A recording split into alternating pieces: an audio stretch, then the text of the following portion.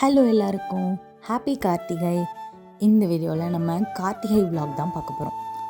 கார்த்திகைக்கு நாங்கள் என்ன பலகாரம் பண்ணோம், எப்படியெல்லாம் விளக்கு பொருத்தணும், இந்த வீடியோ கிளிம்ஸ் எல்லாம் நீங்கள் இந்த வீடியோவில் பார்க்க போகிறீங்க.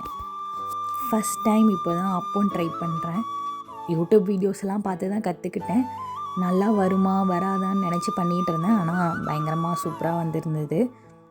இதோட ரெசிபியெல்லாம் நிறைய யூடியூப்பில் இருக்குது. இருந்தாலும் நான் என்ன அளவில் பண்ணேன்னா, ஒரு கப் பச்சரிசியை 2 hours ஊற வச்சுக்கிட்டேன்.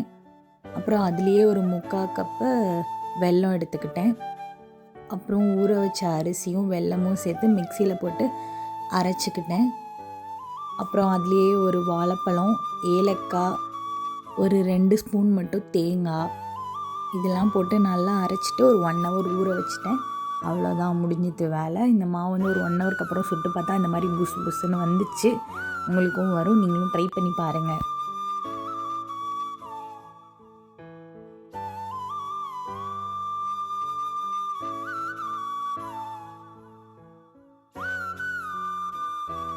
சரி, இனிப்புக்கு அப்பவும் பண்ணிட்டோம், காரம் ஏதாவது பண்ணணும்னு சொல்லிட்டு உளுந்த வடை தான் சுட்டேன். உளுந்த வடைக்கு ரொம்ப காம்ப்ளிகேட்லாம் பண்ண வேணாங்க. உளுந்து மட்டும் அரைச்சி ஆனியன்லாம் போட்டாலே உளுந்த வடை நல்லா தான் வருது. அதையும் நான் நேற்று தான் தெரிஞ்சுக்கிட்டேன்.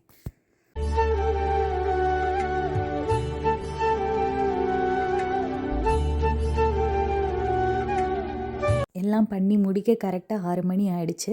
சரி, விளக்கு போட ஆரம்பிச்சிடலான்னு சொல்லி விளக்கு போட தான் ஆரம்பிச்சிட்டேன். வீட்டில் இருக்க எல்லா விளக்கையும் எடுத்து அழகாக எல்லாத்தையும் எடுத்து வச்சு விளக்கு போட ஆரம்பிச்சிட்டேன். குட்டியாக வீட்டுக்கு நடுவில் ஒரு பூக்கோளம் போட்டுட்டு இருந்தேன். அதை எங்கள் வீட்டு குட்டி தேவதை அழகாக உட்காந்து பார்த்துக்கிட்டு இருந்தாங்க. எந்த டிஸ்டர்புமே பண்ணாமல் சமத்தாக உட்காந்து அந்த நான் போடுறத பார்த்துட்டே என்கிட்ட பேசிகிட்டே இருந்தாங்க. நான் கூட தூங்கி எந்திரிச்சு வந்து என்ன ரகலை பண்ண போகிறாளோ, எல்லாத்தையும் இழுக்க போகிறான்னு நினச்சேன். எதுவுமே பண்ணலை, ரொம்ப சமத்தாக இருந்தாங்க. அங்கே கீழே இருந்த பூவெல்லாம் எடுத்துகிட்டு வந்து என்கிட்ட கொடுத்து லவ் யூ அப்படியெல்லாம் சொல்லி ரொம்ப க்யூட்டாக பண்ணிக்கிட்டு இருந்தாங்க. அவள் ட்ரெஸ்ஸு தாங்க க்யூட்டேவும், ரொம்ப க்யூட்டாக இருந்தது ட்ரெஸ்ஸு. இது என்னோடய அம்மா அவளுக்கு தைச்சி கொடுத்தாங்க.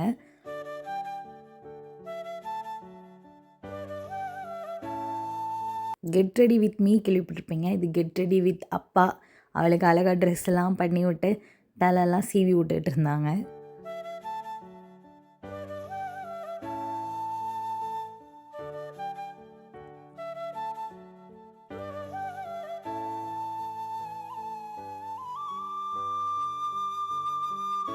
ட்ரெஸ் எல்லாம் போட்டு விட்டு எங்கேயோ கிளப்புறதுனால செம்ம குஷியாயிட்டா பாப்பா. ஜாலியாக அங்கேயும் இங்கேயும் விளையாடிட்டு இருந்தா. ஆனால் விளக்கு எதையும் தட்டி விட்டுறக்கூடாதுன்றதுல ரொம்ப கவனமாக இருந்தா.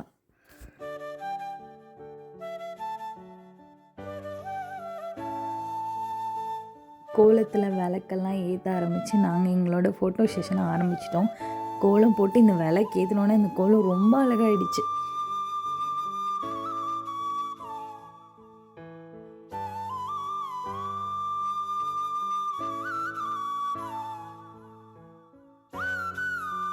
கார்த்திகைனாலே எல்லார் வீட்டு வாசலை பக்கம் ரொம்ப அழகாக இருக்கும். அழகாக கோலம்லாம் போட்டு நிறைய விளக்கேற்றிருப்பாங்க. நாங்கள் இருக்கிறது மாடி வீடுன்றனால பால்கனி மாதிரி வெளியே இருக்கும். முடிஞ்ச அளவுக்கு அங்கே மட்டும் கொஞ்சம் விளக்கு வைக்கலான்னு சொல்லி தான் வச்சிட்ருந்தோம். இங்கே ஒயிட் டைல்ஸுன்றனால இங்கே எவ்வளோ கோலம் போட்டாலும் தெரியவே தெரியாதுங்க. அதையும் மீறி நான் ஒன்றும் அவ்வளோ பெரிய கோல எக்ஸ்பர்ட்டும் இல்லை, எனக்கும் கோலம் போட வராது. அதுக்கும் ஒரு நவீன பொருள் வாங்கி நான் வச்சுருக்கேன், பாருங்கள் இந்த வீடியோவில் வரும்.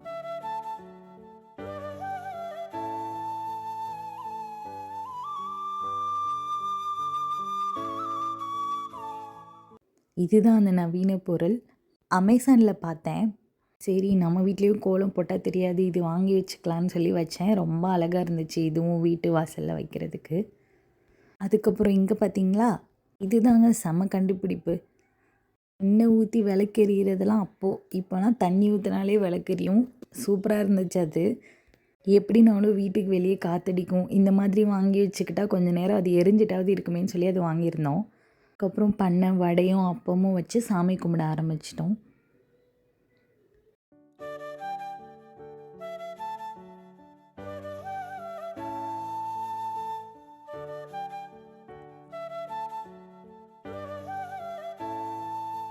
விளக்கெல்லாம் வச்சதுக்கப்புறம் வீடு ஃபுல்லாக பார்க்கவே ரொம்ப அழகாக இருந்தது.